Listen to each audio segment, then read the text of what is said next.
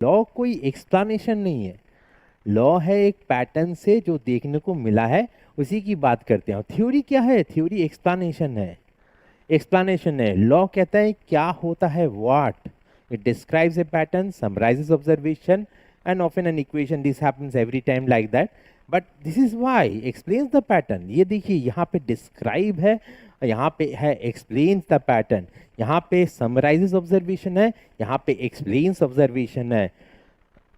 And so basically law basically एक pattern, pattern जो है वहाँ पे डिस्क्राइब कर रहा है और यहाँ पे ये एक्सप्लेन कर रहा है, तो इसमें कोई भी कंफ्यूजन नहीं है। ये देखिए revise law, a law is a summary of observe behaviour whereas a theory is an explanation of behavior. A law tells what happens, a theory is our attempt to explain why it happens like that. So full concept law and theory की इसके बाद एकदम full clear।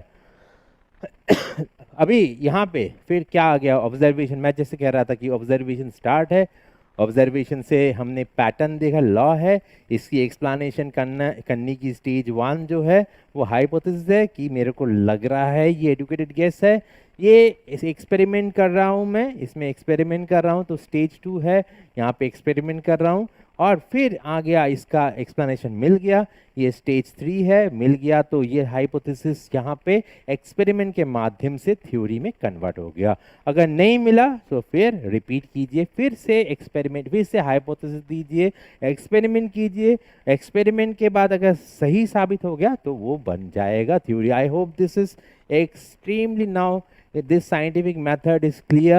So how science is done should be clear. It starts with observation and goes to laws. A law only states what happens but provides no explanation, and then it goes to hypothesis, and which is nothing but an educated guess or tentative explanation, that goes to theory, and when hypothesis passes many tests then it becomes a theory. A theory is therefore a tested explanation of basic natural phenomena, and science cycle never stops. क्यों never stops क्यों होता है? क्योंकि हर हर हर जगह में एक नया observation आ सकता है, एक एक एक रिवाइज थ्योरी आ सकता है, तो साइकिल चलता है। That is the beauty of science, is not a constant. यहाँ आज का जो ईयर है इसमें जो हम साइंस की बातें जानते हैं, आज से 40 साल बाद कुछ कुछ चेंज हो जाएगा। और चेंज कैसे होगा? इसी साइकिल से, फिर से ऑब्जर्वेशन आएगा, फिर लॉ देंगे, पैटर्न देखेंगे, हाइपोथेसिस बताएंगे कि शायद ऐसा इसके लिए होता है, इसको एक्सपेरिमेंट करके देखेंगे, अगर मिल गया तो थ्योरी हो जाएगा, नहीं तो फिर से हम स्टार्ट करेंगे ये ऑब्जर्वेशन। ये साइकिल चलता रहेगा और ये साइकिल कांस्टेंट नहीं है, कांस्टेंट है एक एरा के लिए कांस्टेंट है, लेकिन कल परसों दूसरी कुछ चीज़ें हमको पता चलेगी, उसमें थोड़ी थोड़ी चेंज हो जाएगी। तो that is very very good. And science therefore is a subject जो हर टाइम आपके माइंड में रहता है और अदर आपको चैलेंज भी करता है।